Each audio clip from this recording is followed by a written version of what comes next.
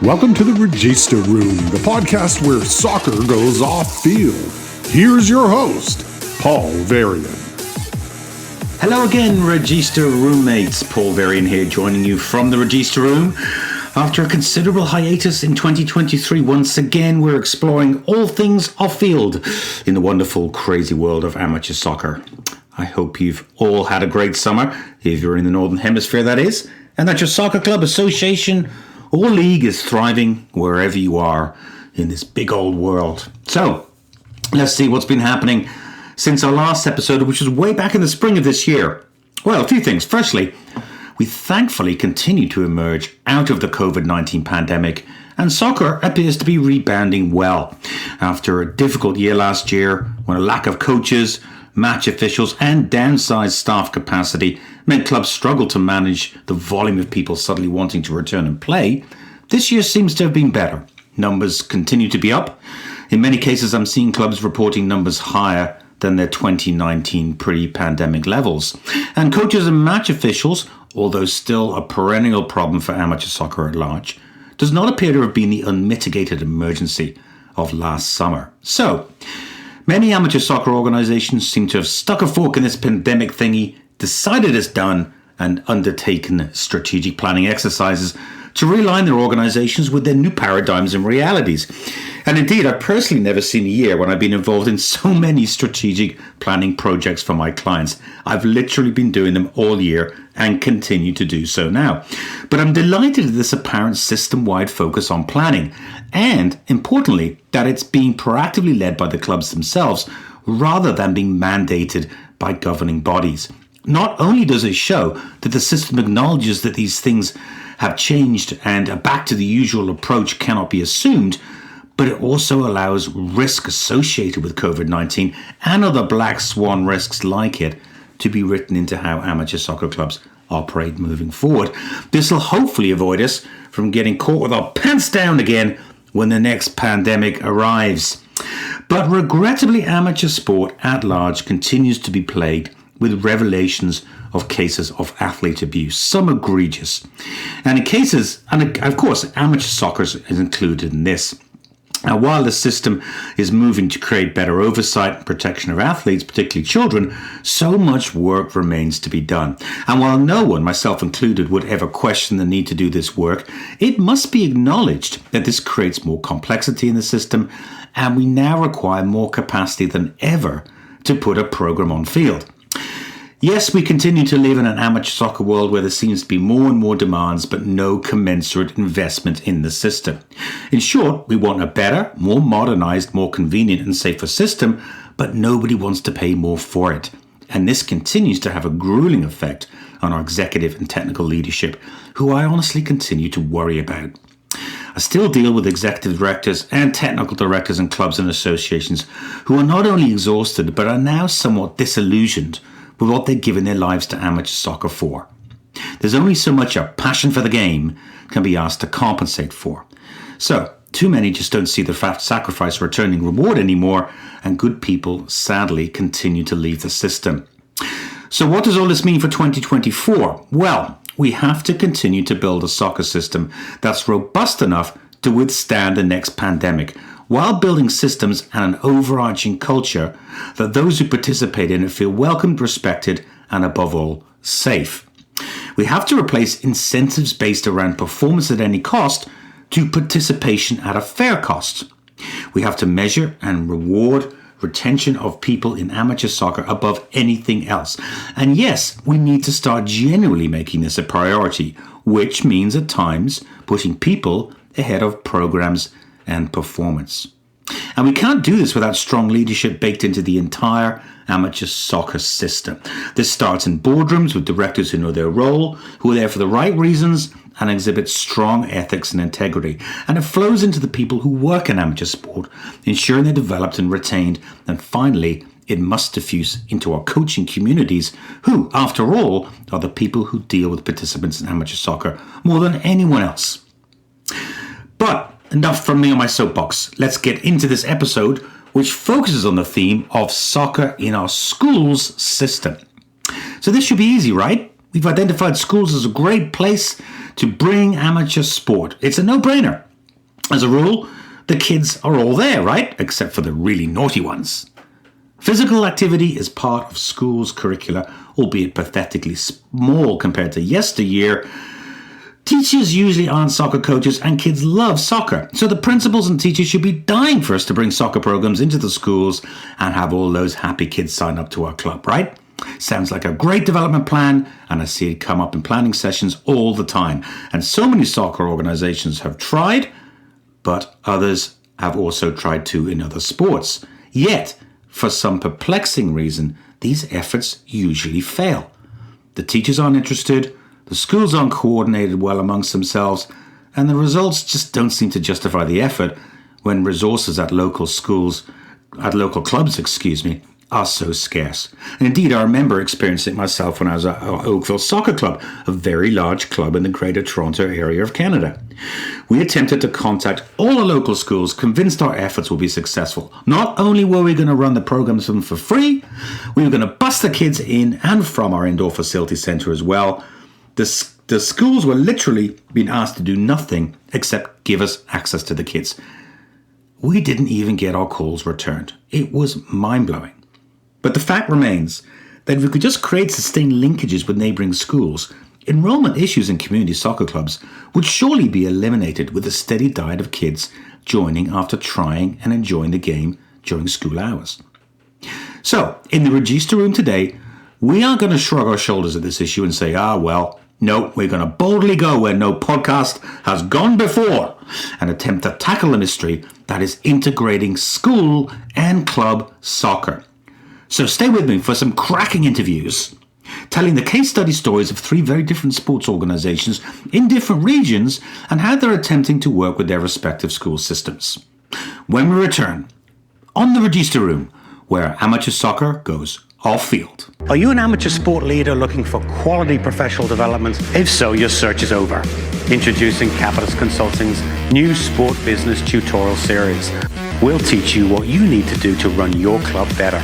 These tutorials target the key areas of sport business: governance, risk, planning, marketing, technical oversight, sponsorship, and modern volunteerism. Access and enjoy these tutorials when you want and where you want. Go to capituslearning.com and get learning with me today. Do you have a story to tell? The Register Room is built on real-world stories and experiences from amateur soccer clubs everywhere that we can explore, discuss, and learn from. Have you innovated a solution to a problem, challenged the norm, tried something different, thought outside the box, or taken a risk, and it's paid off? If so, we want to hear from you on the Register Room. Contact us today with your story at content@registerroom.com. And let's better the game with our shared soccer experiences.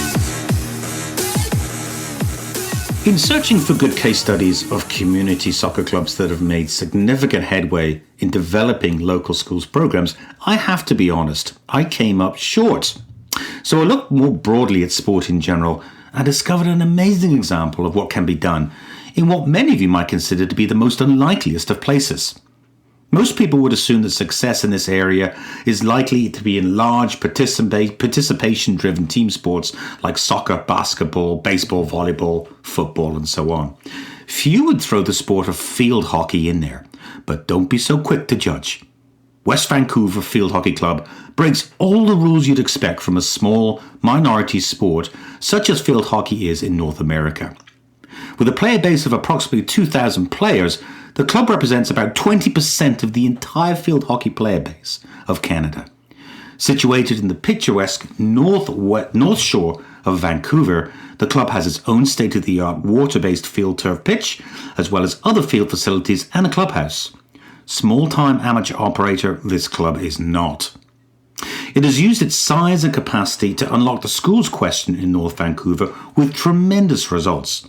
Through the development and implementation of a comprehensive schools development program, West Vancouver Field Hockey Club have managed to put field hockey sticks in the hands of over 3,000 elementary school kids in North Vancouver. An unbelievable outcome that many in amateur sport would say is not possible and would need to see it to believe it. So, let's see it, or hear it at least. Jeff Matthews is the technical director at West Vancouver Field Hockey Club and the person largely responsible for this fantastic development initiative. I caught up with him to hear the West Vancouver Field Hockey Club story. Take a listen. Jeff Matthews, technical director at West Vancouver Field Hockey Club. Welcome to the Register Room. Thanks, Paul. Thanks for having me. Well, it's great to have you on, Jeff. And I guess for listeners who may not be familiar with the sport of field hockey and not your organisation, can you tell me a little bit about your club and your programme out there? Yeah, sure. So we're West Vancouver Field Hockey Club, obviously based on the North Shore in Vancouver. We're one of the biggest, if not the biggest, field hockey club in North America. Definitely the biggest field hockey club in Canada. Kind of range membership-wise between 1,700 and 2,000. Obviously, COVID has impacted us recently, but offer programs from U6 right through to men's rec. And I say men's rec because a couple of years ago we had a 85-year-old member still playing within our club, and his daughter and his granddaughter were playing within the club too. So we kind of covered 3 generations within one house, which is incredible and something very unique for our sport. So outstanding. He would remember the offside rule, Jeff, right? Yeah, he knows it all. Stopping, grass, no turning, all that stuff. Yeah. Back in the day. I think, just to put it into perspective, isn't it true that you're about 25% of the entire playing population of field hockey in Canada? Yeah, I would say so. Obviously, it's with COVID and things, it's been impacted quite a lot, but generally, I say we were 20+%. There's been times when we've had 10, 15 national players on our senior teams representing either our men's or women's prem. And then recently now at the Junior Pan Am Championships, we had 9, 10 of 36 athletes. Wow. From our club representing Canada at U21 level. So pretty remarkable for one club to have. So you're a massively influential player in the sport of field hockey here in Canada, but also North America wide. And Jeff, tell me, I know a number of years ago you decided to really, set about an ambitious goal of trying to get a field hockey stick in every kid's hands, or as close to as many in the school system in the North Shore there. Tell us about this program, because I know it took a bit of time and a lot of work, but had tremendous results for you. So tell us how you managed to go about doing that. Yeah, I mean, the history behind that is I came across from Cape Town, and, for us and for me, school sport is kind of drives everything. So my high school in Cape Town, in Stellenbosch, actually has 16 boys field hockey teams, which is crazy. But I kind of looked at the North Shore, and field hockey isn't a sport within elementary schools. I kind of saw a gap here, and at the same time, when I took over as technical director within the club, we looked at how do we engage our community, how do we engage new members, and how do we kind of retain those members too. And the biggest gap for us was the elementary program. So initially we started targeting kind of grades K to 7, and going straight into the school system. Those visits were very much member driven. So, we kind of tacked onto our current membership base and said, hey, we want to come to your school. We want to do this for free. We sent in a national team coach or a national team player into those schools. We provided free equipment, and the model was fairly simple in terms of just giving each class in every elementary school that would take us to give them one lesson. So came in, taught them the basics, taught them a little bit about the sport, let them play games, and then obviously gave them some sort of reward at the end so they remembered us. Phenomenal. So was it gym-based or indoor, or did you bring it outdoor to grass, or how did you do that? No, we did everything indoors. Partly that was just facility-wise. In the North Shore, not everyone has access to turf fields, so it was gym-based. We used indoor sticks. We used lighter balls so that athletes weren't hurting themselves. Because obviously there's always a danger when you go into school and kids haven't played field hockey before, and field hockey doesn't have the same level of protection that other sports like hockey and football would have. So we kind of had to modify and be a little bit creative in terms of how we did that. But yeah, we just went into the gyms itself. And tell me, did you just simply take a sort of a divide and conquer, go one school at a time, or did you go to the district initially, or how did you go about actually approaching the school system there? So initial contact with the districts was a challenge. As I say, the problem with the districts is a lot of the vice principals that run sports in the school system, they have such a busy calendar already, and they have multiple sporting organizations competing for this limited amount of time and access to kids. So we went directly to the schools. There's ways of getting principals' email addresses. They're pretty accessible if you look for them, and kind of contacted school principals directly, sent them an email and said, hey, this is something we would love to offer your club, offer your school. It's free of charge. It's not going to cost you anything. All we want to do is just come into your school for 2 or 3 days in the week. We gave them a window in the fall to do that, which I can discuss a little bit later in terms of the timing. But and then on the flip side, like I mentioned, we then went out to our membership and said, hey, you're a Westvan member. We want to come to your school and we want to come and teach your friends how to play field hockey too. Right. And what happens then is the parents start to put pressure on the school district. Yes. I had to do that to my own son's school. I had to go to his school teacher and say, hey, I've sent, Mr. or Mrs. So-and-so an email. They haven't responded yet. I'd love to come. Can you kind of push them from the bottom? Okay. And that kind of got us into a lot of traction. And then once we came in, everyone, including the principals and the teachers, saw the benefit of us being there. So it was much easier to replicate the following year. And then we just have a follow-up plan in terms of this is not a one-off, it's something that's more consistent. Okay, but it sounds like you had a kind of a multi-pronged approach, because some of the organizations I speak to, they'll try and get in at district or board level, as it's called here. If they can't, they'll probably give up sometimes, or they'll try the local school, and if they don't hear back, they'll give up. But it sounds like you also literally had the kids' parents knocking on the door, and obviously the school listens to the parents acutely, right? So yeah, pretty much. I would say we also kind of, once we'd done years 1, 2, 3, essentially what we started to then was just modify the marketing campaign. And I use the word marketing because essentially we're trying to sell ourselves to the community and to the schools. And it became as simple as, hey, we were at your school last year. We'd love to come back and give you first option. The second one was, hey, we were at your school a few years ago. Maybe last year wasn't a good time. Can we come again? And then the last one was kind of the more nuclear option, I guess, was, hey, you're missing out. We haven't beaten you yet. Everyone else is doing this. And that kind of puts a little bit of peer pressure, for lack of a better word, onto those principals and kind of gives us half a foot in the door. And, once the door's open, it's a little bit easier to kind of nudge it. Yeah, especially if the kids are enjoying it. And did they program you during the school day, Jeff, or were you after schools, or where did you generally get fit in? So we generally do it straight during the schools, just like during the school. So we would take over the PE lesson. Okay. And then all we would do, we would ask the schools sometimes, because we became very targeted with our message, is we would ask the schools to kind of manipulate their school calendar on those days.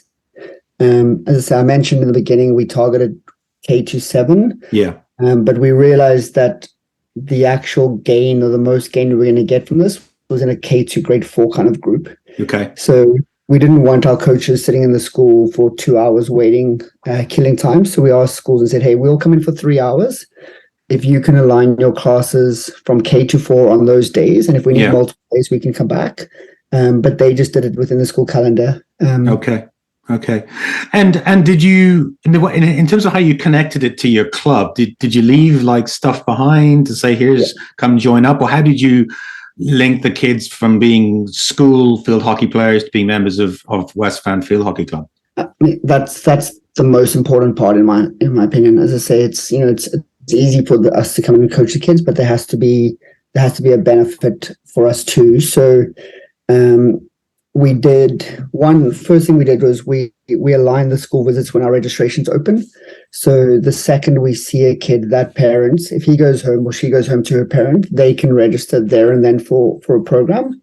And we focus on our spring program because that's kind of our biggest community-based program where we have mass participation and our biggest numbers. So as soon as our spring registration opens, we would then go into the schools from that day on. The kind of things you mentioned about giving to the schools is we did a few things. We obviously give the kids something fun. So it's normally in the form of a wristband. It's normally in the form of a sticker. I feel like wristbands are the most popular because we can get them mass produced pretty affordably. We put the club logo on. We put we love field hockey on it. Good. We offer the kids multiple colors. So it's a bit of a rush, and normally we try to give away one, but there's normally one or two kids that sneak away with 3 or 4 of them. But that's a good thing. So that they get a wristband that's for them and 100% for them. Each kid gets a little certificate, Nice. an A5 certificate to say, hey, I've tried field hockey. This is my first time doing it. They get to take that home. And for some of the kids, especially kids from non-sporty families or kids from different cultures, that's a big thing for them to walk into their parents and say, hey, look what I got today. And then the last piece of the puzzle was we send a flyer with that. And the flyer is specific about our club in terms of, hey, this is who we are. This is what our registration looks like. How do you access our website? And then some, the early adopters would then jump on that and they would click on the website and link and register. For those that are kind of not so sure yet, we tie in a few open days. And those open days would be scheduled and have on that flyer too. So a parent could look and be like, hey, you saw my son on the 10th of November. On the 28th of November, there's an open day for an hour. I'm not sure. He tells me he loves it, but I don't believe him. So I'm going to bring him down. I'm going to see what this club is about. I'm going to chat to a coach. And then we kind of have that personal interaction away from the school where we can actually talk to the parents. Because I think that's the one thing I did find is when we go into the schools, you don't see the parents. Right. That's kind of the loss of doing it in school hours. If we do it after school, then yes, the parents are there and accessible, but it's a lot tougher in terms of actually scheduling and getting schools to commit to that. Yeah. And getting the kids, because the kids have so many other sports that they play. They do. I love the certificate that's called Trojan Horse Marketing around that, right? Because they're actually going to really excitedly show that to the parent, but of course they're covertly marketing your organization at the same time. And there's reams of data to say that parents will put their kids in activities that they can see they enjoy. So if they're coming home with a smile on their face saying, look what I got today, why wouldn't the kid put the adult put the kid in the program? What were the results like, Jeff? Were you able to actually track and measure how many kids were coming into your club through this program? Yeah, so we track it pretty diligently. I can tell you in the last 5 years, we've had almost 17,000 interactions with kids. Good Lord. That's I think it was 16,800 that we've tracked, and we just track that based on attendance on the day. So that's something that the coaches are tasked with in terms of tracking. When we register through our registration period for every program, there's an option is, am I new to this? Like, I'm new. I heard about field hockey through, media, social media. I heard about through our school program. And in general, I would say those people that actually tick the box, because obviously not everyone does it, but we would say a minimum of 80 to 120 registrations in a spring season. So let's assume that they would not have joined your club if it wasn't for it. It's paying itself back in registrations. Yeah, 100%. Yeah. And that's the way I sold it to the board, because the board kind of, when I proposed this initially, they gave me X amount and said, hey, Jeff, you have X amount. That's going to cover your coaching. That's going to cover your certificates, your gifts going to the schools. And then, after year one, when we actually tracked the registration, we could come back and say, hey, we raised more than what you've given me. Yeah. In terms of funding. And that allowed over the course of a 3-year period, we've now actually doubled it. So we've now doubled it now into schools, 2 schools a day at some stage. And I think this year already, registrations went out like 2 weeks ago, and we're probably up to 2,500 kids that we have access to in the fall. That schools are already committed to. That's just phenomenal. And of course, when you get them early, and if they keep coming back, it's a cumulative revenue impact, right? You're going to get a lot of revenue. Not that it's just about revenue, but that's obviously what the board wants to know about, quite rightly. Then it's quite an easy proposition. Some kids tried for 1 year. Generally, we don't see that. Generally, we don't have, our retention rate in field hockey is pretty good. So we know that kids are going to try this for a few times. I think the coolest thing for me is the impact you have on that athlete or that kid during that 40-minute lesson is huge. I've been into schools where kids have greeted me by name. Oh, that's awesome. Hey, your name's Jeff. You were here 2 years ago. I remember you. You play field hockey. And it's remarkable when you think like you don't have that much time with an athlete and you've walked in there with zero connection beforehand, but just the fact that you're wearing a Canada shirt or from a local club, and a fun experience, and giving them something in reward, they remember. Yeah, they remember. They want you to come back, which is a great thing. And I found that the kids we don't get in the first or the second year, by the third year, you kind of be like, hey, come on, you can do this. Like, because all their friends are doing it. Like, it's we're lucky in a way that our sport is not for the youth is not a huge time commitment. In the spring, we have one practice, one game a week. So, we kind of try and model the fact that we recognize and we encourage kids within our community to play multi-sports. We want them to play other sports, but we also recognize that hockey players can benefit from playing field hockey. Your hand-eye coordination, your agility, your mobility, all of that stuff, super important. Soccer players, likewise, even dancers can benefit from playing field hockey because it's just great to be part of a community and a community-based sports club. Yeah, phenomenal. Did you notice any particular early take-up from any particular demographic, whether it's certain age or is a gender? Like, are you finding? I know field hockey is more female-focused sport, which is great, and I know you do a lot of fantastic work championing girls and women in sport at your club. But did you find that there was any particular group that was coming through more than any others? Yeah, I mentioned in the beginning we initially targeted K to 7. What we found was the grades 5 to 7 by that stage were already super headstrong kids. They already knew what they wanted to do from a sporting community point of view, and they'd already committed to some sports. And a lot of the kids at that stage were kind of like, hey, field hockey is not something that I see myself doing. Especially from the boys' side, girls not so much, because a lot of the girls play sport.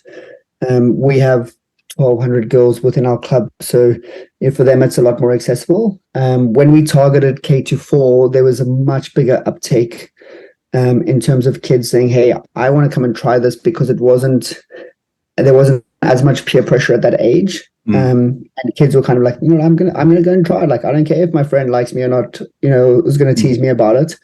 In terms of demographics, I would say, if anything, this has kind of helped our boys program a lot. Okay. Boys don't see field hockey very often. A lot of kids, like even in our high school, we have a high school academy that we run, and I had a grade 8 girl tell me that people in her high school ask her what that thing she's carrying looks like, or what is it for. Like, they don't recognize what a field hockey stick means. So, we're a massive club, but we're still very small within our community. Yeah. I would say we kind of peak at U12. So grade 3, 4 is where we really get the biggest uptake. But then from a boys' point of view, in terms of those people that tick that new registration box, I would say we're probably almost 50-50. Oh, that's awesome. That's fantastic. Yeah. So look, Jeff, finally, I mean, we'd be lying if we didn't acknowledge this probably takes significant input of resources and time. And obviously you've been a big champion behind it, which is, again, something to not take lightly. Can you speak to, as far as you can, like what sort of resources you've had to put in, and also the importance of having a champion behind it, whether it's on staff or on the board, to actually have the persistence and tenacity to do this? Because, as I said, I've seen this tried before, but very often it's stopped at, when there are early knockbacks, and it sounds like you've really taken a long-term approach to this. What have you had to put in? I mean, the first thing that is the board support is huge. If the board of directors don't support an initiative like this, it's something that you're always going to be up against. Right from the get-go, the board of directors that I worked with, and I still work with, they gave us 3 years and said, hey, this is a 3-year project that we're going to invest in, because we recognize that year one is always, you learning lessons as you go. So that was huge. In terms of like staffing commitments, we have a full-time administrator that works in our club. She's tasked with dealing up the scheduling. So she's the point of contact with regards to reaching out to the schools, chasing up the schools. She tracks a Google Doc that has a set calendar in there. She's also responsible for then collecting, because it's really important for us to the data, and collecting in terms of which class, which age group, what number of kids are coming in, so we can pull our coaching resources. Then, from my side, obviously we built a curriculum around, what is the message we're trying to sell. we have a little kind of plug and play document that travels around with all the sticks and the equipment.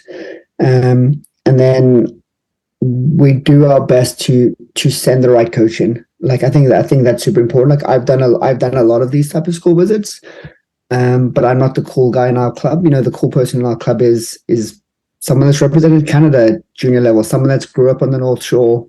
And we're really fortunate to have male and female MNT and women's national team athletes within our club. But we also have very good community-based coaches that are just very like vibrant and very personality-wise, and someone that walks in and the kids are like giving them high fives, and then we've got music playing in the background. So it's not just it's not one coach and one person. There's so many layers here, right. And the most important thing is it's going to change and it has to adapt. And as long as we have the data and as long as we're tracking it, we can then make subtle adjustments in terms of how do we make it better next year and how do we make the most cost benefit analysis essentially. Yeah, but you're paying those coaches, right? So it's opportunity for them to earn some supplementary income through coaching, which is what you ideally want, right? So 100%, yeah, 100%. We're giving coaches 15 hours of coaching a week that they wouldn't normally do. Yeah, phenomenal. And they get paid at their club coach rate. Like I mentioned last year in the fall and moving into next year, we doubled up on a lot of days. So, it's not just one position now. We're now into the point where we're getting to almost two positions where a coach is getting 15 hours over and above the 20, 25 hours that would normally coach within our club in the fall. So it's a huge opportunity for us to grow our coaching database and our coaching resources too. Well, I must say, a couple of years ago, I was visiting some friends of mine in Lynn Valley on the North Shore, and they had a lovely little girl. And I went in the front porch, and sitting there beside the door was a little field hockey stick. I was like, "Oh, you play field hockey?" And she explained how these nice people had come into the school and taught her.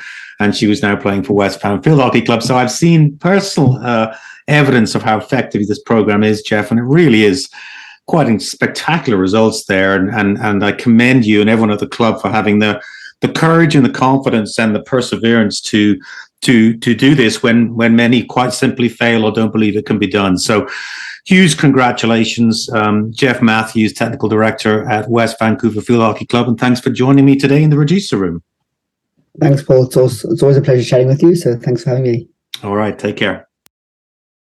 How does your amateur sport organization measure up post-pandemic? Need to know? Capitalist Consulting is proud to bring you the Canadian Amateur Sport Health Check, the first comprehensive study of the Canadian amateur sport industry at community level, examining how it was before the pandemic and how it looks now. Built on data from hundreds of organizations just like yours, this report helps you measure your organization's recovery from the pandemic against others across the country. Participation rates, volunteer levels, sponsorship valuations, program fees and costs, and staff salary levels that give you market rates for sport job positions you simply can't find anywhere else. It's all here and much more. The Canadian Amateur Sport Health Check. Get your copy today at capitalistlearning.com.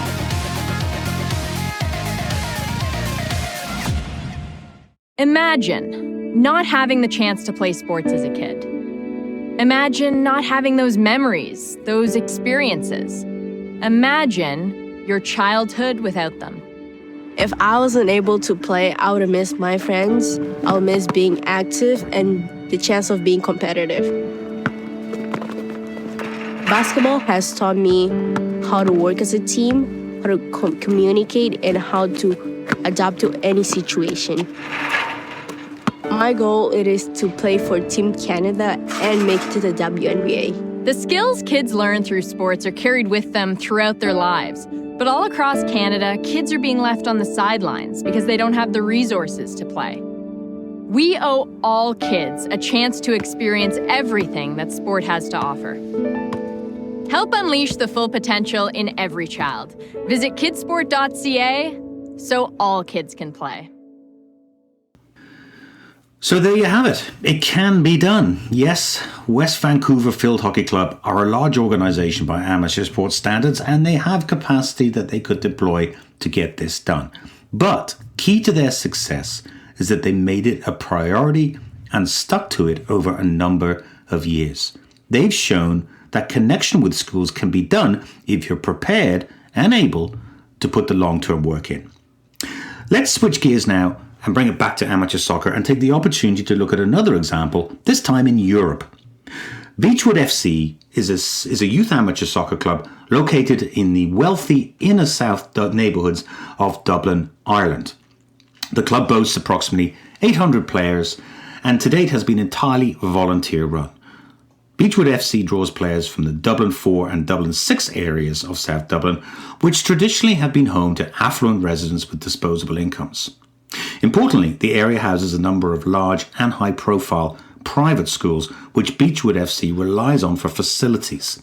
So to that end, Beechwood FC's relationship with its local school system is facilities-driven as much as it is player-driven. Serena Lawless is Beechwood FC's club president. A veteran from the tech industry, Lawless is all about innovation, change, and continuous improvement, and she's driving the development of the club on a number of fronts. I chatted with her about what the school system in South Dublin means to Beechwood FC and how they're innovating programme design to partner outside of their traditional facilities relationships. Here's what she had to say.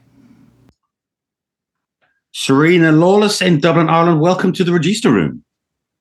Thank you so much, Paul. How are you? I'm great. Great to have you on. How are things in Dublin today?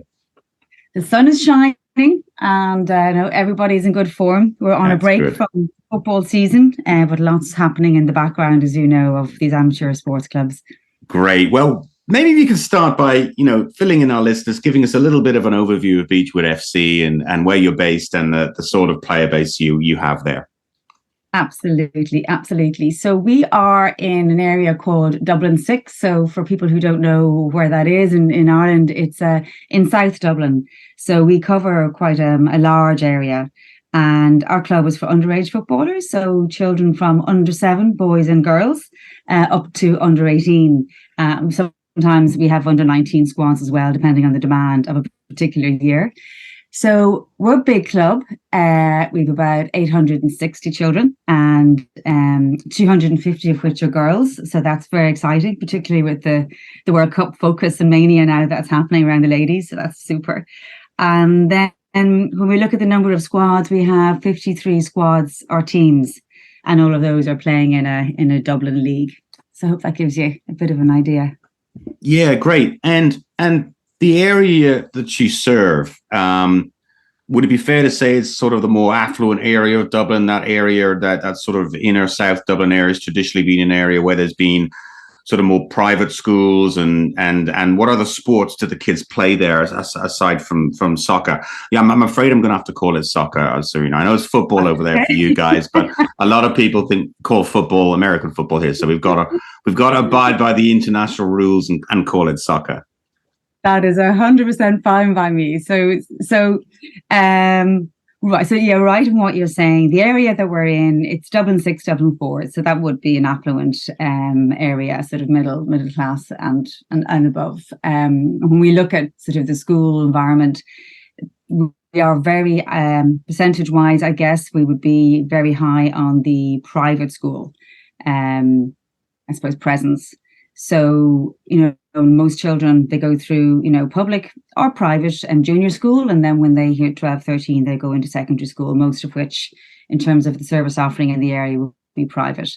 And then from a sporting perspective, and this is really interesting because it has a big impact on who we are as a club. Children play multiple sports when they're young. That's one thing I would say about the area, sort of the junior schools, sport is a huge thing culturally. And I guess in the Irish culture as well, sport is big within our culture. But most kids will play everything. So they'll play soccer, they'll play Irish football. So we also have our Irish football and GAA basically. So that's football and hurling.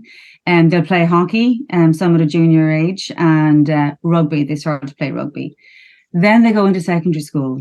Mm-hmm. And then the fun begins because some of the schools that we have in our area are very rugby oriented. Yeah. And some of which actually will be feeders for some of our national teams, basically. Particularly rugby and indeed hockey, as you're very well aware. Hockey is massive in our area and hugely popular with the girls. So we do find when we actually get to the kids in their teenage years or early teens, when they get into secondary school, they begin to play the other sports outside of soccer a bit more seriously. And then the schools encourage that. So interesting dynamic. Yeah. So can you expand, Serena, a little bit on? I mean, you got nearly 850, nearly 1,000 kids. So that's a lot of games to put out. I presume you're playing against other clubs all the time. You don't have what they call a house league here, where there's a sort of a league within the club. It's all games against other clubs. Is that right? That's right. Yeah. That's right. Exactly. So what's your relationship with the schools, and how are those games run in relation to the schools? Do you have direct relationship with the schools, or is it the local, competition bodies that book the fields and do all that for you? How does that work? Oh, I wish it was that easy. So, so we're part of the DDSL, which is the Dublin District Schoolgirls, Schoolboy League, basically. And these people are absolutely fantastic, and they work with thousands of clubs, and they have matches running every weekend. And we're one of those clubs, that are, doing our thing.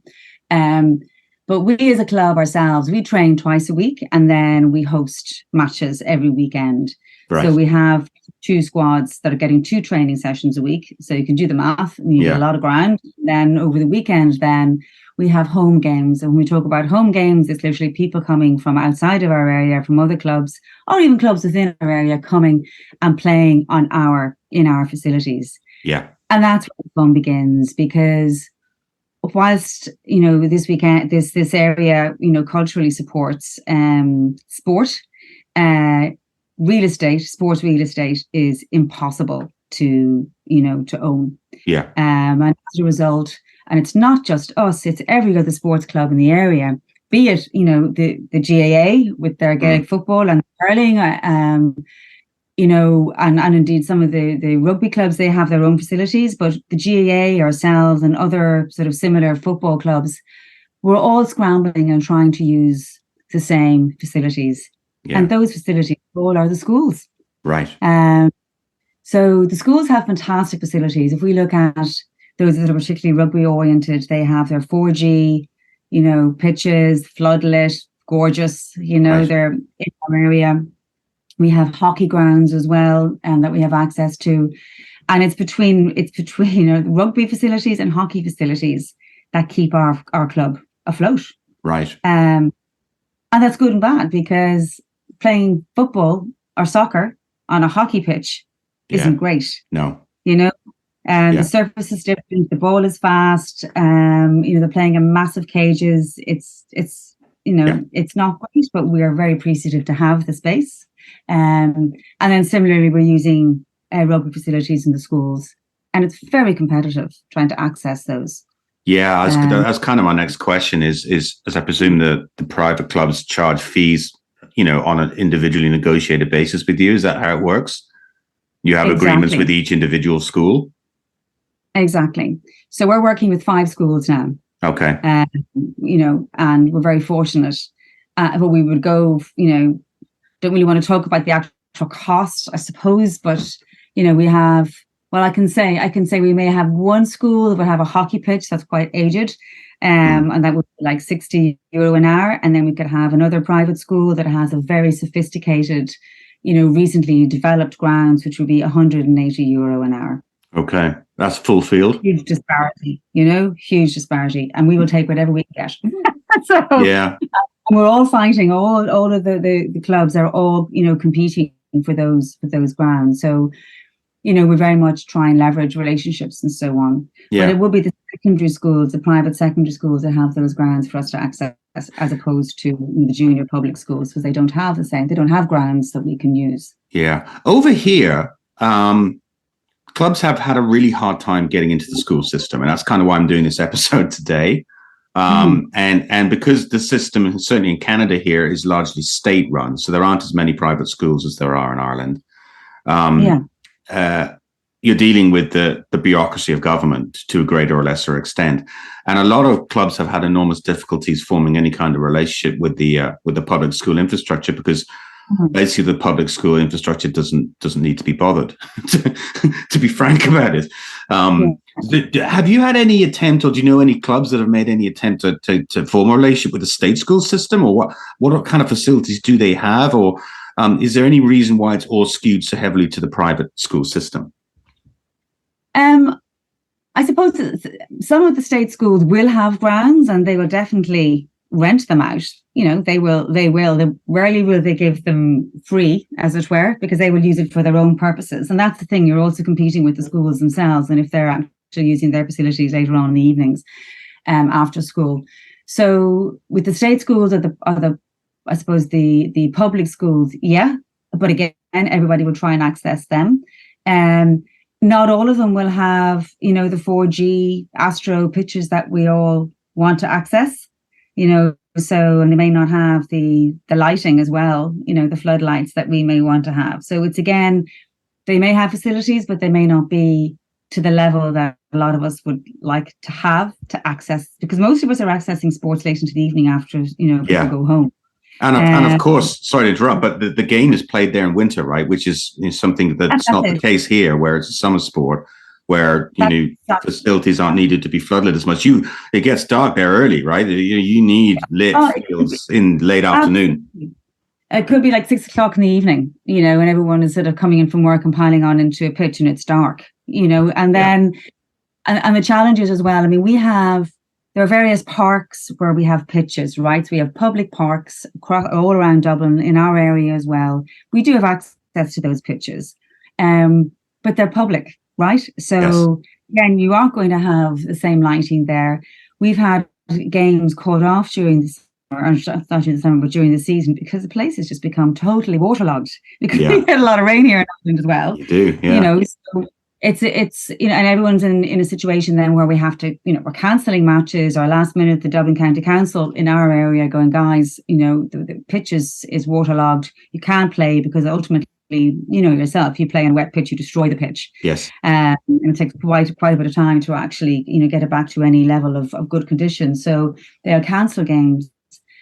So everyone's leveraging, again, the public pitches, which are weather dependent, and then also at night time it's pointless, because you don't have access to public park at night time, because you just don't have the lighting facilities.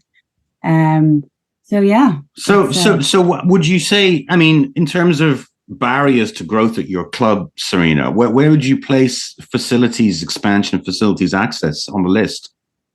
Oh, it's number one. Okay. Genuinely, it's number one. Well, number two, obviously coaching competence is a big thing as well. So, we spend quite a bit of money and time in sourcing coaches, because in our area, because of the multiple sports that people play, there's a huge focus on rugby across the parent community, and then indeed hockey and football, soccer might not be the parents' number one sport. So we try and bring in people who also have, footballing background or soccer background. But yeah, I mean, it's a big issue for us in terms of locating grounds, because we originally started just offering training once a week, and then we'd have a game over a weekend, and that'd be it. And then COVID hit, and because there weren't any games during COVID, because it was non-contact during that period, we said, right, people can play and train on a Saturday. So they had 2 training sessions. Then we came out of COVID, and some people were like, oh, we like this idea of having 2 training sessions. Of course you do. And then the stronger teams, I suppose, the teams that are playing in higher leagues, the more, I suppose, focused and competitive teams, they wanted to play twice a week. And then everybody wanted to play twice a week. And now everyone does play twice a week. And that excludes the actual matches over the weekend. So we're constantly traveling and generating new relationships. Now, we've been fortunate in that some of the schools that we're engaged with, they have developed new grounds. So we've had new properties that we've been able to access. So it's giving us the chance to expand into those. But again, that's based on relationships we have with the schools. So some parents will be very much involved in the schools. We have a lot of children who will go to very specific schools, and we would leverage that relationship into the school as well. Right. Because it's in the interest that the kids are obviously playing sport. Even though the schools themselves may not have soccer teams per se. But yeah, it's a huge challenge for us. Do you have any relationships, or has there been any attempts to sort of form a relationship with the schools beyond using their facilities to actually get players to join your club? We have a relationship with the junior schools, and we try and recruit children in. So our academy is recruited through the schools. And that's very interesting because on a very, I suppose, parental level, you've got WhatsApp groups in the schools, and it just takes some very enthusiastic parents across the various junior classes in these schools to get the word out that we're recruiting. Everybody knows we exist, and our waiting lists are quite, we've rather large waiting lists, but it's a great kickstart as well for the youngsters, because they all want to come in together with their friends, and we recruit through the primary schools in the area. We also recruit girls, interestingly enough, through some of the schools, and we have one girls' school whose coach actually is their lead, I suppose, football or soccer coach. He has a son in the Premier League, as it happens. He himself has played Premier League football, and he is a huge supporter of girls' football. And he's in this particular secondary school, and he's always looking out for talent, because the joys of living in Ireland, where you've got the GAA football, you have girls who have played football, have good ball skills, and then they go into the secondary school, and he's kind of keeping an eye out, and we're proactively recruiting from that secondary school. Excellent. Which is great. It helps build out our girls. And then outside of that, we work with a French and German school. And they're very, very soccer oriented. There's a huge interest in developing their children. They have their own soccer team, and they will play inter-school soccer, because there are some schools that will have soccer teams, and they will compete totally independent to what we're doing as a club. And ultimately, we have sort of a partnership of excellence in soccer with them, and they're working with the French Football Federation, and ultimately what the Federation is doing is they are funding the development of, I suppose, soccer school at French schools. And they're giving more money towards equipment and the coaching, the development of their teachers as coaches and so on. And as part of that agreement, for this particular school that's here in Dublin, that has a lot of French students, they also cater for German students, but this relationship is with the French Federation. They have us as partners, and we will take their pupils into our club, because it's a community-based thing. It's about integrating their school into the community and developing their kids in school as footballers, but also integrating those footballers into local clubs. And we are the club that they have selected. And there's no coincidence that we've been using their pitches for years. They've been fantastic. And it's a lovely relationship to have with them, so we're actually bringing over girls, interestingly, some fantastic girls and some very strong footballing lads. So, these kids love football, and it's great for us, because that's the sport that they're investing in. So these are French and German kids over in Ireland? Is that? Yeah. Okay. So they're here to sort of learn English as well. Is that the notion of the school? Well, no, it's more families that relocated. Because we've a number of very large tech, pharma, we've industries basically where we have, a lot of overseas people working here and settling here. And those families that are settling, that have come from France and Germany, they want their kids going to schools where they're multilingual, where they can speak, French, and they're taught through French. And obviously they'll speak English in that school environment, or German, for that matter, because it focuses on both French and supporting French and German families. Is there any advice you give, to clubs coming out of this pandemic and moving to whatever the new normality is in youth sports in the community? First thing I'd say is there's a book called, Don't Blame the Soccer Parents. And oh dear. That looked like a shameless layup for a plug there. Oh, shameless. No, well, you may laugh, Paul. When I took the role, I've been involved in the club for a number of years, and I'm all about learning from outside of your own immediate environment. And I bought your book. That's how, as we were introduced. I went scrambling around looking for, Indeed. Learning, and read your book, and it was an insight actually to what's actually happening, and it also made me feel great, because every club is in the same situation. I think one of the things, we've seen massive growth in soccer, since the pandemic, right? And I think there's been behaviours that have developed through the pandemic. I think, just in terms of, sideline behaviour and coach behaviour and so on. I don't know whether you're seeing it over in Canada, but we've seen it over here. Our referees are under a lot of pressure. Oh, yeah. And coaches are under a lot of pressure because people seem to be a bit more, a bit more excitable, let's just say. That's very polite of you, Serena. Yeah. Yeah. And I had a referee who told me he's going to book me if I didn't, sort out a particular parent at one match, and I was aghast. This has actually happened at all, but there's some madness. So yeah, it's going on here too. Seen some behaviors. Yeah. So I think some of the learnings have been for us communication, increased communication in the club with the parents, so everybody understands, and indeed the coaches, what the culture and the policy is within the club. Just in terms of how we run our business, ultimately. The idea is it's all about our kids having fun, and that's the most important thing for us, and developing our players. That's, front and center is developing our players. And sometimes people our parents lose a run of themselves, and they get it a bit too, too serious perhaps, or what, anything from, you've been there, exactly what I'm talking about. So I suppose it's communicating and engaging with full transparency how the club runs. With everybody, and everyone understands it. And we have parents' manuals, and we have, guidance for the coaches too. So we don't want to kill people with just rules and regulations, but it's just people need to understand, because I think if people don't understand, they'll always gripe. There'll always be an issue if people don't know how things should be. And then structure, I think you just need to have a bit of planning and structure, put in place, especially for a large club. Yes. And it's hard.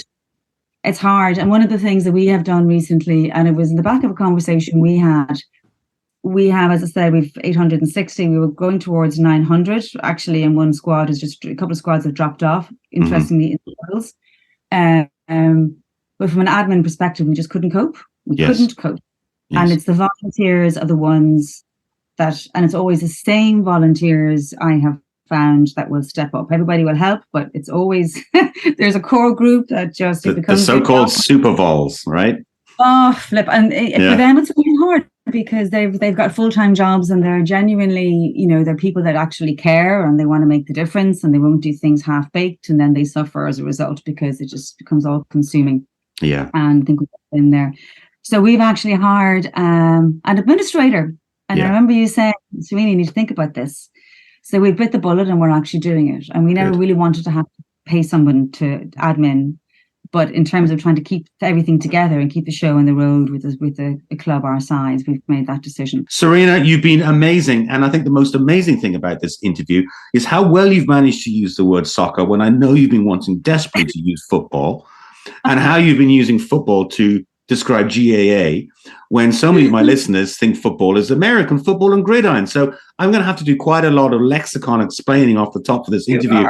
But you've been very diligent and very vigilant in your use of it. I tried. Not very always. Impressive. I tried. Well, thank you so much, Serena. Serena Lawless, president of Beechwood FC in Dublin, Ireland. Thanks so much for joining me in the Register Room today. It was great to talk to you, Paul. Take care. Thanks so much. Thank you. Need help managing your amateur sport organization but don't know where to turn? Look no further than Capitus Consulting, your dependable partner to help you through the challenges and issues you routinely face in and around your sport boardroom. At Capitus Consulting, we're different. We've directly managed amateur sport organizations from community club to national governing body. We understand your side of the fence because we've been there ourselves. We know from experience what makes sport organizations successful and where they go wrong. Reach out to us today at capitusconsulting.ca and let's start building your sport business today.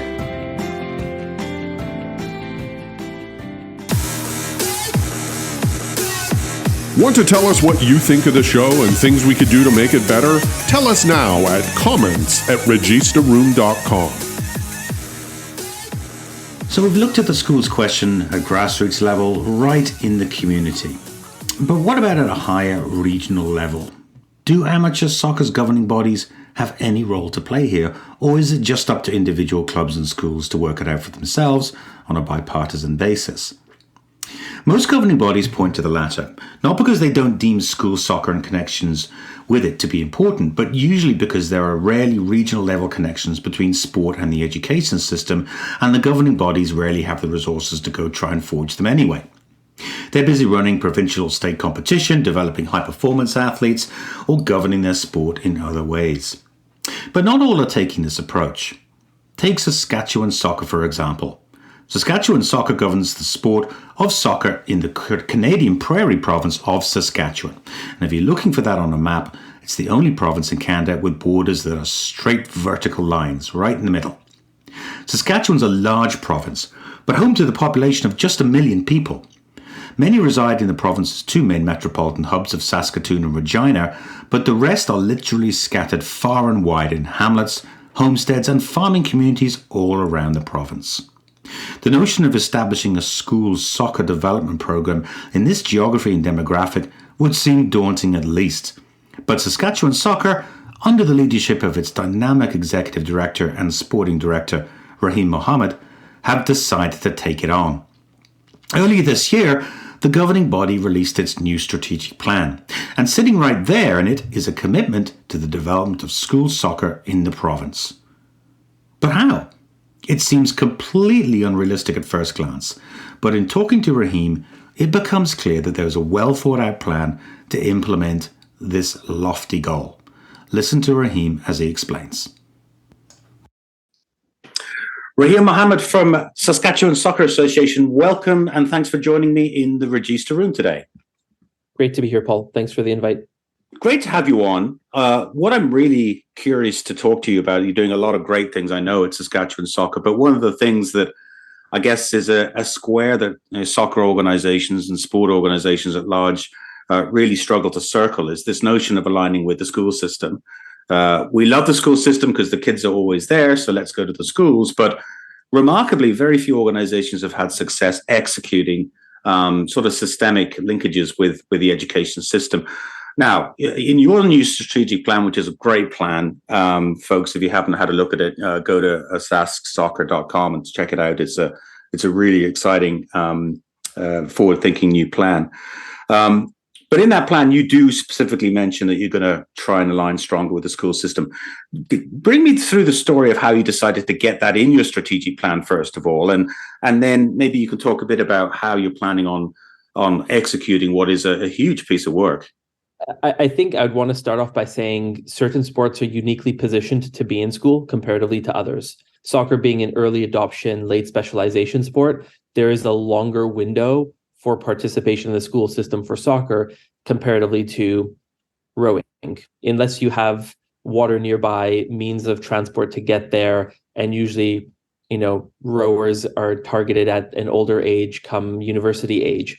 You have to sort of take that into consideration. So that's why you see certain sports that do exist from like a school sport perspective, because they have the ability to be of right age, of the necessary skill for participants to play, and soccer being able to be played in every gym. Every school has an area allocated for physical education, whether that be outside or inside. And so it becomes a simplistic way of, we know we have the facility, we know we have the population that's there. Now we've got to figure out how to get soccer there. And so the underlying conversation when we were developing our strategic plan was really around, how do we meet people where they're at? For us, in terms of how do we get soccer to be played by every kid in Saskatchewan, if that is a big picture goal and ambition, well, for the most part, the largest, I wouldn't know the statistics off the top of my head, but I would hesitate to guess 90+% of kids between the ages of 7 and 17 are probably in schools. So that for us was, hey, let's go in that direction. Let's find a way to bring the game to them. And naturally, school was the one place that could exist. Once we had nailed down the fact that this needed to be a cornerstone of our strategic plan, we then built out what are the lanes by which we can engage. So one of them was, how do we impact it from a curriculum standpoint? So what would that require? Some of that requires working with PHE Saskatchewan. Some of that will also require working with the Ministry of Education to better understand how to get soccer to be a larger part of their school curriculum. The other barrier that we identified is, okay, so if this does become a way of getting people to play it, then they need the right equipment to do it. If we want to have people develop soccer culture, does it make sense to have hockey goals? Or do we want people to be playing with soccer nets? And we have so many equipment providers out there that have these pop-up goals, whether it be futsal or soccer or whatever else. We should be proud of our sport, and we should want people to play our sport, and therefore they need the equipment to do so. So we looked at, what does that mean? What do most schools currently have? What are the constraints that they do have, i.e. an equipment room? Not all of them will be able to have purpose-built goals. So if it's something that's easy to pop up and down, that would potentially have the ability for people to play inside or outside if they don't have the right goalposts or whatever in their schoolyards. So another consideration was, if we're going to be in a gym primarily, for those of you who don't know, Saskatchewan has a slightly colder climate than the rest of the country, just because we're further north, something that is very near and dear to the heart of all Saskatchewanians, because ultimately it's what makes this province such a interesting place to live from a camaraderie. There's almost a shared experience every winter when you go from -40 to 2 months later being +10 and the world coming alive around you. So with a longer period of time spent indoors, it does not make sense, for example, to have soccer balls, the traditional version, bouncing around gyms, because kids are kids and they want to play and they want to kick a ball or throw a ball. So how do we tackle that? Which is why we went in the direction of futsal and futsal balls, because it's a low bounce ball. It's also a little bit easier to develop skill development. So we effectively determined, okay, we can provide everyone with the opportunity to play because they have the right equipment to play. So the curriculum side can come over time, but equipment is what we consider to be a very high priority to ensure that people can play. Then the next part of that as well was, there needs to be an experience tied to it. I think as a sport, we've always been very heavily operationally focused. We want kids to sign up, we organize the teams, we get the coaches there, and off they go. But we don't often consider the experiential side for the players or for the coaches or for the community. And so we have also spent more time engaging to say, every school has a track day. Every kid loves track day because they miss basically a day or half a day of school. They get to be out with their friends, they get to compete, but we should absolutely be having that for kids in elementary school. They absolutely should look forward to soccer day, where they get to skip out on school, they get to run around, kick a ball, be with their friends, compete, and have some school pride. And so we started to tackle, how do we bring these sort of festival and events where kids can come out, enjoy their time, and have access to the game in a formal environment, which we hope, if we do well, we're engaging our local community members to come out and be present and be a part of the delivery of that day, so as to better integrate themselves into people that may not know they exist, or people that are making a decision on, should I sign my kid up for soccer or not? And then the last part about it is just consistency. So knowing that more often than not, there's always grand plans and grand ambitions that people have. But what we need to do is make sure that we start from a place where we can deliver something of quality and then start to scale that out. But we also need buy-in and champions to help us in that consistent execution and delivery. So that, to us, looks like things along the way of starting small and not trying to be everything to everyone, and trying to run a pilot in a smaller community and a pilot in a larger community, just so that we know what worked and what didn't work, and really taking on board some of the feedback, whether it be from the school districts or the school principals. That was another key element for us, was we want this to grow in a way that is reasonable, responsible, maintains the integrity of what we're trying to achieve, and really can be something special 5 or 10 years down the road, versus, our strategic plan is 4 years in length. just because we may not hit all the goals, we need to be laying the foundation for long-term success. You said you're starting small. I'm assuming that your team are driving this program out of Saskatchewan Soccer. How do you make it scalable? Have you thought about how you take it from a pilot, and if it's, say it's really successful, and bring it across, I don't know how many school districts there are in Saskatchewan, but surely you would need then engagement from other parties to make it scalable. How are you going to do that?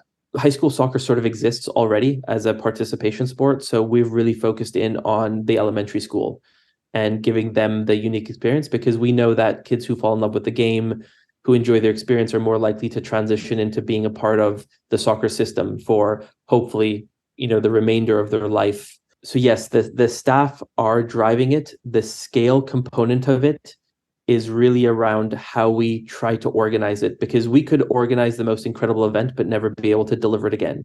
So if we were hypothetically to try and run 2 grades a day for all of the city of Saskatoon to come out and play soccer and be at a facility, that's not sustainable year over year with all of the other operational elements that we need to be able to do as a provincial sport organization.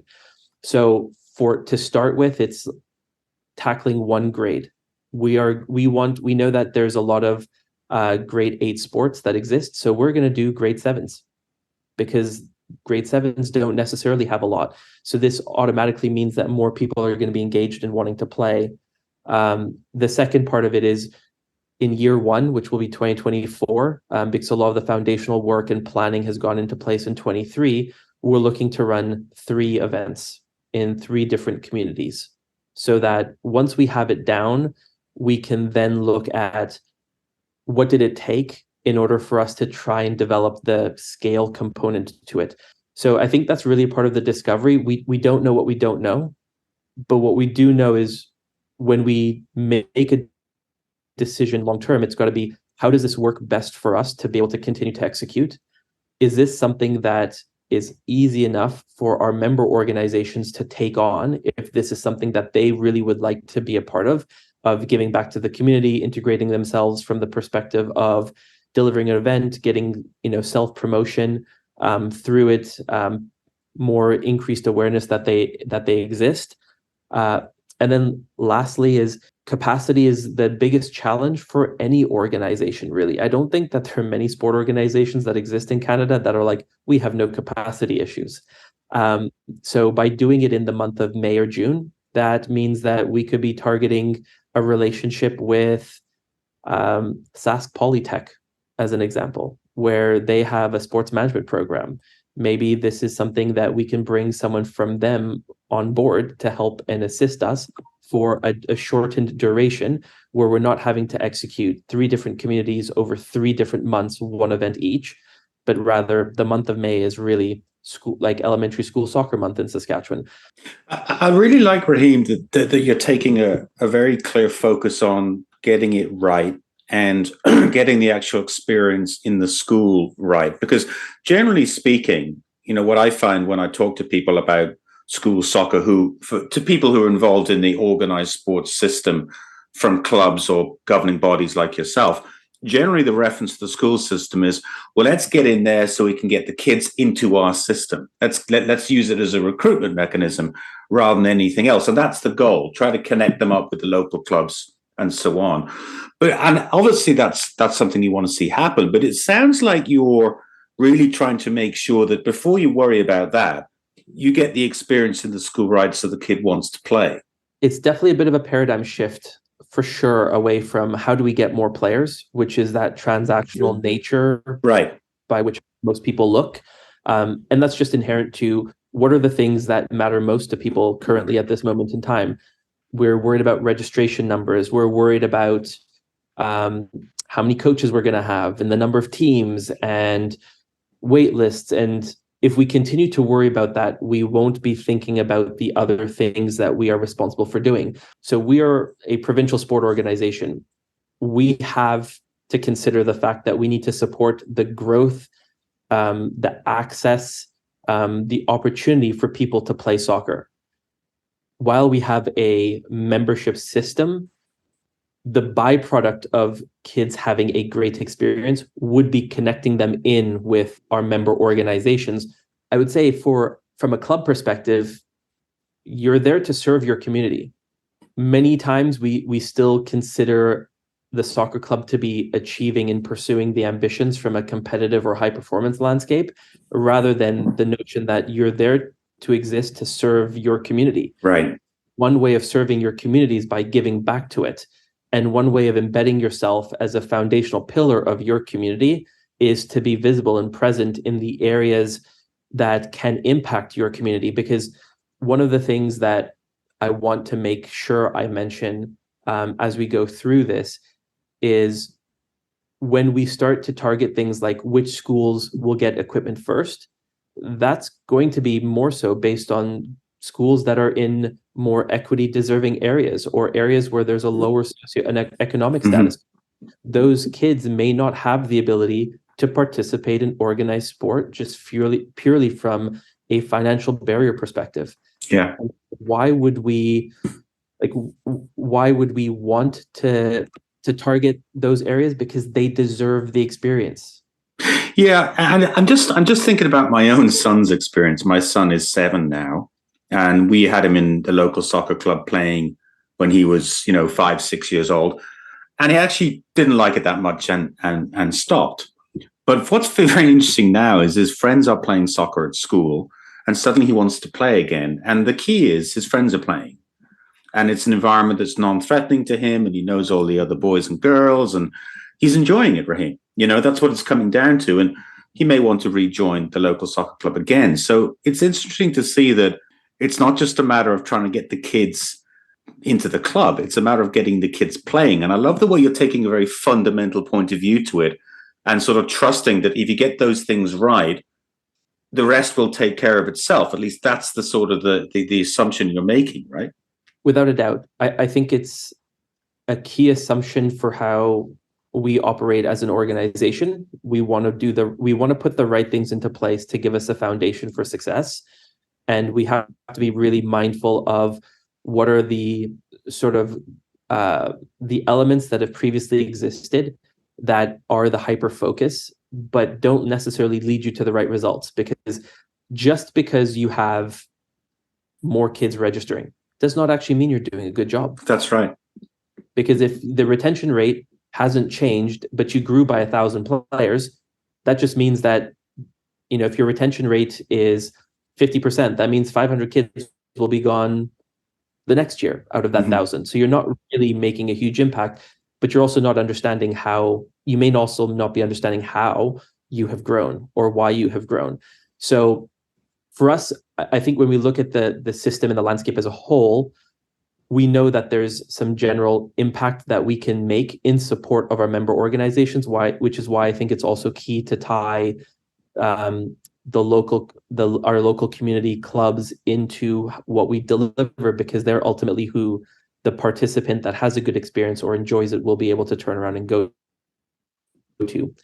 I think there's also some elements that it's very easy to cater to the groups of people you've consistently catered to, but the population in Saskatchewan is changing. The population across Canada is changing. And with newcomers to Canada, they live in multi-generational homes. The sports system works very differently in Canada than it did from maybe where they came from. Grandparents may not have the means to get kids to a soccer practice, so they can't sign up for formal soccer practice or a formal soccer environment. But they absolutely deserve to play soccer. Very often what you hear, and this is not an unreasonable statement, a lot of those clubs will say, look, we're just trying to keep the lights on in our own organization, run our own programs. We have no capacity to engage in these activities going to our local school. If you want to do it, you're going to have to do it yourselves. And I don't mean to be cynical when I say that, but that's just a legitimate reality of a lot of these organizations. How do you combat that if you find a situation where you're a member organization just simply says, sorry, can't do it? So something unique about Saskatchewan is you could have an organization or member organization of 40 kids, and you could have an organization of 4,000 kids. And so I think we see quite the large difference in scale and scope comparatively to maybe a more populated province. I mean, without a doubt, an organization that, let's say, doesn't have any staff or maybe a small staff, they may not have the means to do it. And that's where I feel like our goal as the PSO is to support the schools in their area, or try and bring a school district together for an event of some kind, maybe 2 school districts, depending on how they're laid out, and the facilities that are available in the vicinity. But try and connect the kids to let them know that these opportunities do exist for them. No one is going to do anything if they can't see benefits. I think there's an element of recognizing the benefit that this could provide, but also reframing what it is the organization is there to do. Because if all an organization is there to do, whether you're 10 people, 100, 1,000, 10,000, if you don't see your role as being if you see your role as only being executing soccer in your organization, then that's probably all you're going to ever do. But I think if we connect it back to how are we going to impact our community that we serve, going into the school for a day or 2 days or 3 days so that every kid can know, or to be quite honest, be strategic about it. And if your registration opens on March 1st, make sure that you're in every school in your area in February handing out flyers if you're able to. So one final question, Raheem, for I guess particularly governing bodies, but any sport organization is looking to try to legitimately, tackle the schools issue. What's the one piece of advice you give? You won't change anything by doing the same thing. So if we're unwilling to have a daunting goal, strategic plan goal in front of us, and this is one of 16 goals that we have, we probably wouldn't do the work. So I think you have to create those big, hairy, audacious goals that are inspirational, that will drive your work. And if we don't achieve everything in relation to this goal in terms of our KPIs, then we don't. But if we've done 50% of the work, we're 10% away of being able to make substantive impact year over year for the following 5 to 10 years to come. We have everything we need. I really do believe that, because we have so many incredible people in this game. Raheem Mohammed, Executive Director and Sporting Director for Saskatchewan Soccer, thank you so much for joining me today in the Register Room. Cheers, Paul. Thanks for having me on. Hey, amateur soccer club leaders. Are you looking for a complete reference on how to run a great amateur soccer club, but all you can find are books on how to coach kids? Introducing Amazon's #1 bestseller, Don't Blame Your Soccer Parents.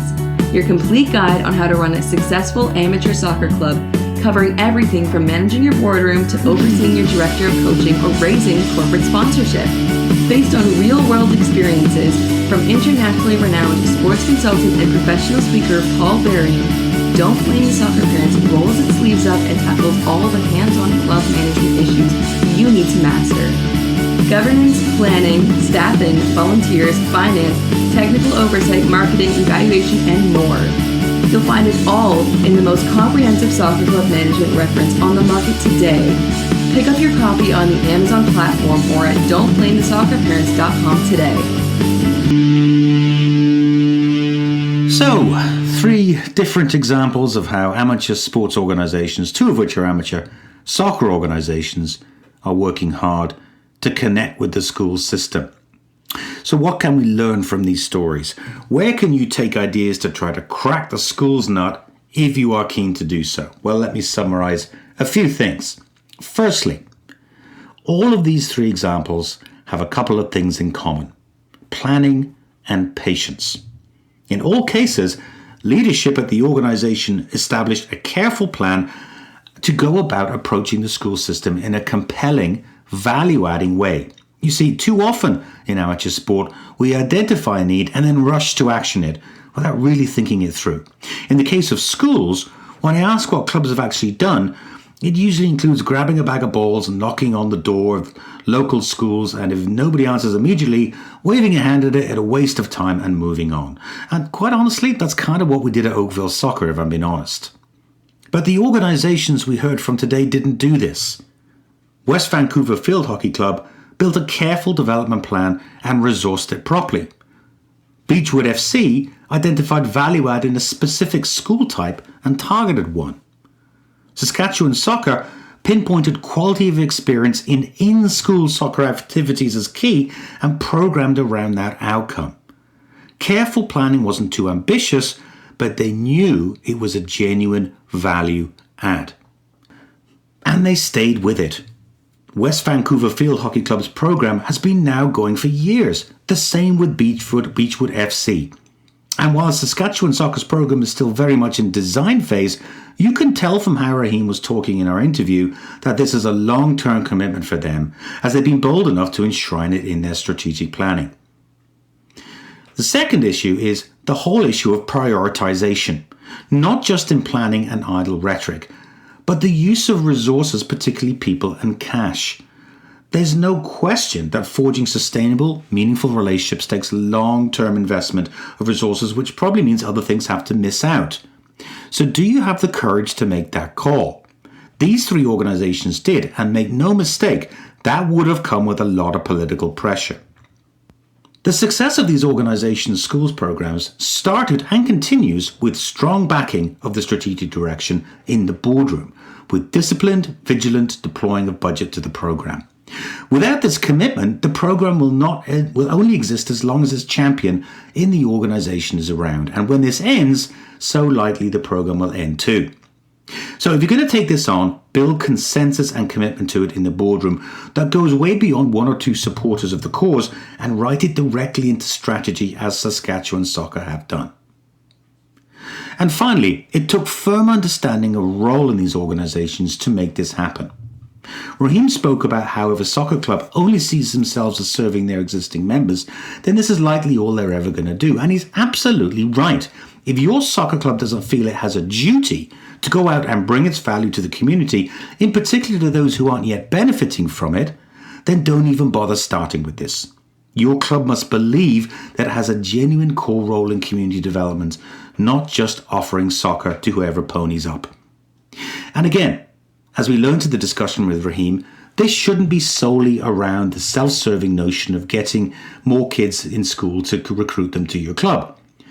It should be about bringing the gift of soccer to kids in their school environment where the most kids have the best opportunity to access it, having them fall in love with the game and giving them the opportunity to play more. Do this well and your outreach efforts will convert into club registrations whether you want it or not. Don't believe me?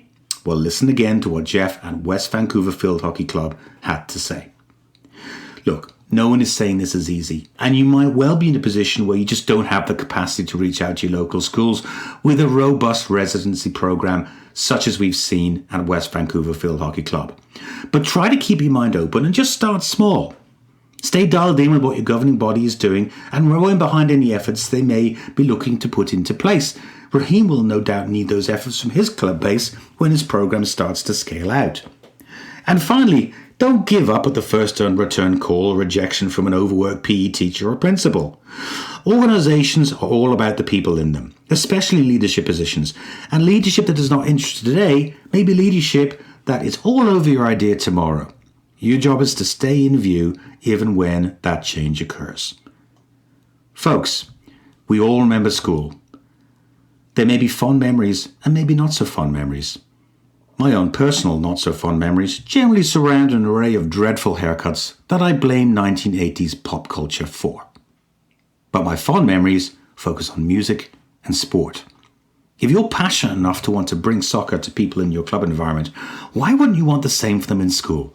My guess is you do. And kids need it, especially after what they've been through in these awful lockdown years. Look at school soccer with a new, hopeful lens. We've heard today that it is possible if we're prepared to think it through, be bold, put the work in and stick with it. Be Jeff. Be Serena. Be Raheem.